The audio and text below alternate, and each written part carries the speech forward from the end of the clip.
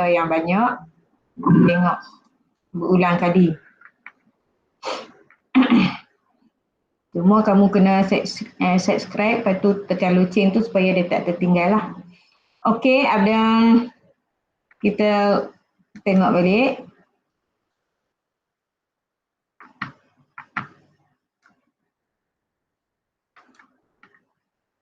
Okey, nah kita tengok contoh yang ke-15 ni lah. Contoh yang ke-15. Ni melibatkan penyelesaian masalah. Bila masalah kita kena rajin baca lah, dan kita boleh cari maklumat apa yang penting yang kita perlu highlightkan. Okey, kita tengok dalam soalan ni, seorang pekebun sayur menggunakan kaedah tangkap tanda lepas. Dia ada 3 perkataan tu, tangkap, tanda dan lepas dan tangkap semula untuk menganggarkan populasi siput di dalam kebun sayurnya. Okey, dia menangkap 24 ekor siput dan menandakan cengkerang setiap siput itu. Okey, kita baca dulu. Pekebun sayur kemudian melepaskan siput ke dalam kebun sayurnya semula. Dia tu yang dia kata tangkap, tanda, lepas dan tangkap semula. Okey. Selepas 2 minggu, dia menangkap secara rawak 30 ekor siput. 30 ekor siput dan mendapati 5 ekor mempunyai cengkerang yang bertanda. Dia menggunakan kadaran berikut untuk menganggarkan populasi siput dalam kebun sayur. Dia bagi dah ni. Dia bagi dah ada kadaran dia. Itu bilangan siput yang bertanda dengan bilangan siput yang ditangkap. Maksudnya kita ada 2 kuantiti lah yang kita lalu dah belajar. Bila kadaran ni mesti ada 2 kuantiti. Okey, jadi kuantiti yang pertama bilangan siput yang bertanda. Yang kedua di bawah ni, yang atas ni adalah yang pertama. Yang kedua adalah bilangan siput yang ditangkap semula. Dan dia kata dia tangkap, dia tanda, dia lepas semula. Jadi yang ditangkap semula. Okey, sama juga dengan bilangan siput yang ditangkap dan ditanda dengan populasi siput di dalam kebun sayur tu. Ini 2 benda ni yang beza nah. Okey, jadi anggarkan, ni soalan dia. Anggarkan populasi siput di dalam kebun sayur. Okey, jadi kita tanda dulu, kita highlight dulu apa yang dia nak. Okey, kita ada ni. Yang ditangkap. Dia tangkap 24 ekor siput. Ditangkap 24 ekor sebab kita nak guna yang ni. Yang dia bagi rumus di bawah ni iaitu ada kadaran. Okey, jadi yang dia menangkap yang pertama ini menangkap 24 ekor siput dan menandakan cengkerang setiap siput itu. Jadi yang ditanda adalah 24 lah, tangkap dan tanda. Pekebun sayur kemudian melepaskan siput ke dalam kebun sayurnya semula. Selepas 2 minggu dia menangkap secara rawak. Dia menangkap balik secara rawak 30 ekor. Ni menangkap semula. Tapi didapati 5 ekor yang mempunyai cengkerang yang bertanda. Yang ni yang bertanda balik. Jadi last kali dia tanya, dia bagi rumus ni, kemudian anggarkan populasi. Kita nak tanya yang ni, dia nak jawab yang ni. Siput dia dalam kebun sayur. Okey, jadi kita boleh masukkan, dah kita tanda tu kan, kita dah senang, kita dah faham yang kita dah tanda-tanda dia. Okey, cuma kita ikut yang rumus dia bagi ni lah.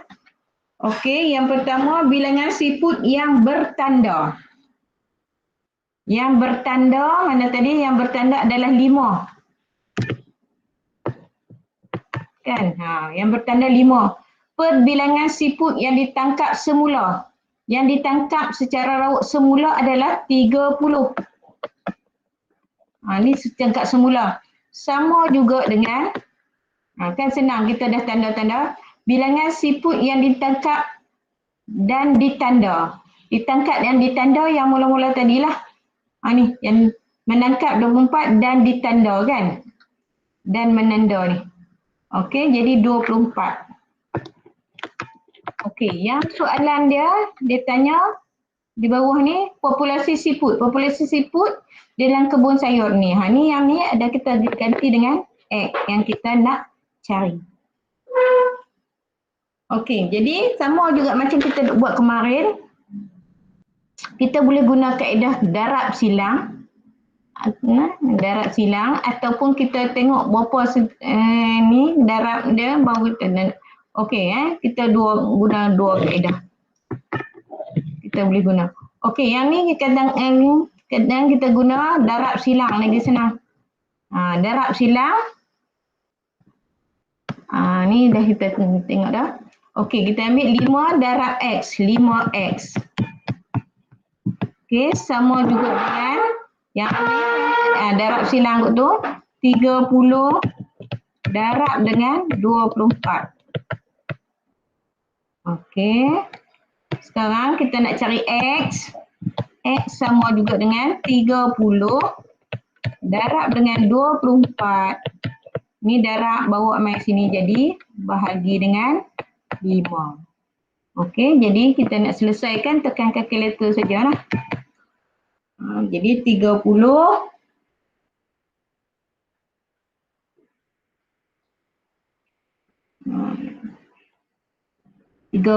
kita darab dengan 24 bahagi dengan 5. Okey, jadi ada 144 ekor lah. Jadi dah ada 124 ekor. Okey, ataupun kita boleh guna, ada yang kamu lebih suka kadang sama ke kita tengok 5/30 sama juga dengan 24 dengan X. Kita tengok 5 kali berapa 24 ataupun kita bahagi balik. Ni salah sikit, ni sikit 24 bahagi dengan 5. Darab 4.8. Bawah ni pun kita kena darab dengan 4.8. So X sama juga dengan 30 darab dengan 4.8. Okey, jadi sama juga dengan darab dengan 30. Dapat juga 144. Jadi ada dua kaedah. Sama ada kamu nak kaedah darab silang ataupun kita boleh guna kaedah cari dia punya darab di atas, darab di bawah ni ataupun. Okey nah? Boleh? Jelas dah? Jadi apa yang kamu baca tu mesti kamu halik. Sama juga ni dalam latihan 4.4D ni. Dalam latihan 4.4D kamu buat sekali. Dia merupakan ayat-ayat yang panjang macam ni. Jadi kamu perlu halik apa yang penting di situ. Ni dalam ni dia dah buat jadual, lagi senang lah kita tengok pada jadual. Soalan nombor 2 pun dia bagi dalam bentuk ni. Jadi yang penting tu halik yang mana keywords dia. Key yang kita macam cikgu tunjuk tadi. Okey nah? Boleh? Boleh nak buat? 4.4D nah? Hello? Hello? Ya. Buat 4.4D nah, latih diri 4.4D. Baik cikgu. Okey.